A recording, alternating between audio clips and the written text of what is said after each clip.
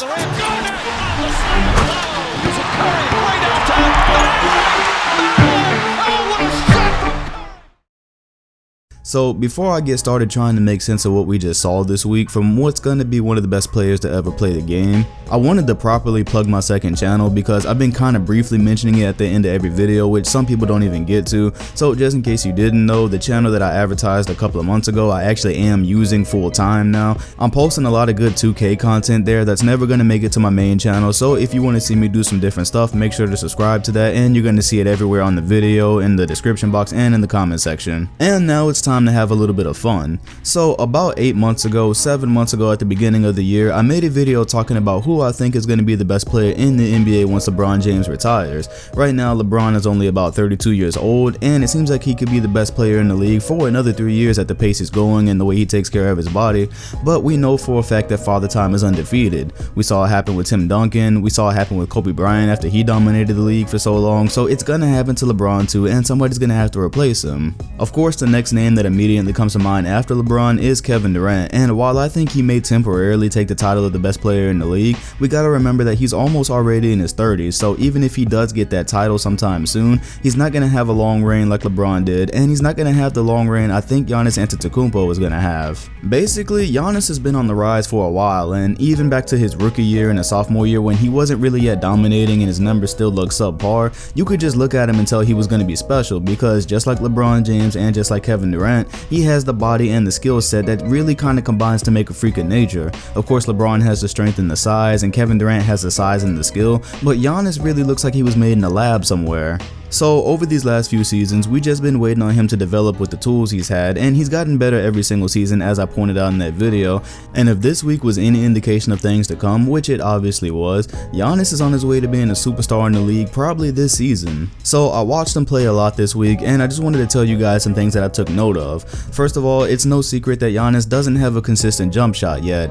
Every now and then he knocks down an open three-pointer or an open jumper, but really what you notice is that the defense plays off of him and they hang back as far as possible because he's just not really a threat from there yet. But because he's almost 7 feet tall and he's 220 plus pounds and he can handle the ball like a guard, it doesn't even matter that he doesn't have a jump shot because nobody's big or strong enough to really stop him on the way to the rim. So we saw a lot of examples this week where it didn't matter if a defender was playing good defense or they stayed in front of him, because at the end of the day they weren't strong enough to keep him from getting to the rim and they couldn't get high enough to block his shot. Another thing I've noticed for him, speaking of getting high enough, is that post fade that he's developed where he puts his back to the basket, turns around, and it's an unstoppable shot because nobody can get high enough to where his release point is, and that's going to be money every time. When he's not just bullying his way to the rim, he's getting position for somebody to pass him the ball, and he's always hanging around the paint area, which again nobody's really strong enough to keep him out of, so he's just pretty much having a field day this week. So he just posted a career high to top off an amazing week of basketball, and this is what his stat lines look like. Against the Celtics, he had 37 points, 13 rebounds, 3 assists, 3 steals, and he shot almost 60%, and that was a win. He had 34 points, 8 rebounds, 8 assists, and 3 steals against the Cavaliers, shooting 68%. And tonight he played against the Blazers, in which he had a defensive stop at the end of the game, and he pretty much sealed the game for the Bucks. I was watching it on League Pass. He had 44 points, 8 rebounds, 4 assists, 2 steals, and shot 73%. So if I had read that stat line off to you without you knowing that it was Giannis who did it, I bet you would have thought it was a center who posted those numbers, and then you realize this is actually a 7-foot forward who handles the ball like a guard. The same body type that's allowing him to make gigantic strides to the rim, which are basically unstoppable, is also allowing him to play great defense as well. If you look at the end of the Blazers game, this was on display because he had what was pretty much the game sealing block, and he was able to poke the ball away from McCollum at the end because McCollum just couldn't get away from his reach. So enough raving about this incredible week the guy just posted, because I'm pretty sure a lot of you have been keeping up with it. Let's try to put it into context. Of course, if he's coming for LeBron James's throne, it's only appropriate that we compare him to where LeBron was at this age, and it matches up pretty perfectly because they were the exact same ages at the exact same time. LeBron was 23 in his 5th season, just like Giannis is 23 in his 5th season right now, and I wanted to do some comparison about how they opened up their respective weeks in those seasons, and you can see there are some striking similarities. For LeBron's first 3 games, his first game he had 10 points, 4 assists, 5 rebounds, and he only shot 2 for 11, which worked out to be 18.2% on the field goal percentage, and that wasn't a loss to the Mavericks. Of course, that was a really tough game, but Giannis is going to have a tough game sometime down the road this season, so don't hold that against him. For LeBron's second game that season, he had 45 points, 7 rebounds, 7 assists, he shot 46%, and that was in a win against the Knicks. And in his third game, he had 27 points, 8 assists, 5 rebounds, 4 blocks on 42% in a loss against the Suns. So all things considered, technically Giannis's week has been better because he won more games and he played better overall for the 3 games. But the similarity is that they were both pretty dominant in that first week and they did a little bit of everything. Giannis is a very underrated passer in my opinion because he's so dominant on the offensive end that you just don't really see anybody talking about the looks he sets his teammates up for. And at the end of the day, being able to get any teammate a look is what separates you from being able to just score a lot of points to a player that can actually take a team somewhere. Which brings me to what everybody is currently talking about. Can Giannis bring the Bucks enough success to get him an MVP award this year? Coming into this year, I'll be honest with you, I didn't have Giannis listed as a realistic MVP winner because you have people that, yeah, their name will be thrown around there, but they couldn't realistically win it.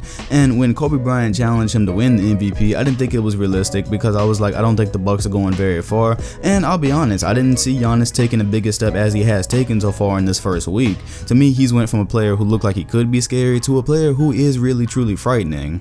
So here's what I think about that. First of all, the Giannis hype train is going to keep growing, and we have to remember that this is just a 3-game sample size, and 3 games doesn't win you the MVP, but it is a great start to his campaign for it. I will say that for the MVP award, he has a lot of things working in his favor.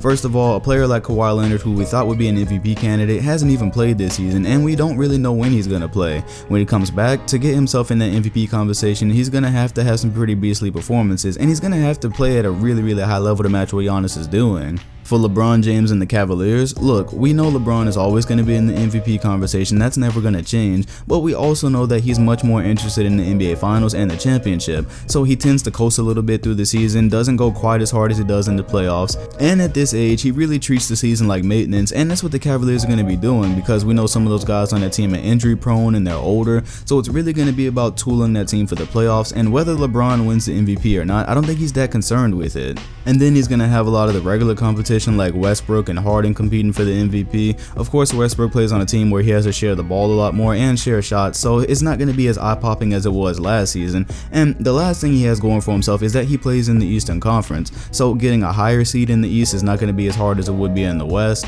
And Westbrook proved last season that seeding is not the end be all, because when people are voting on MVP, they're looking at stories, they're looking at the eye-popping numbers, they're looking at these crazy performances that catch everybody's eyes.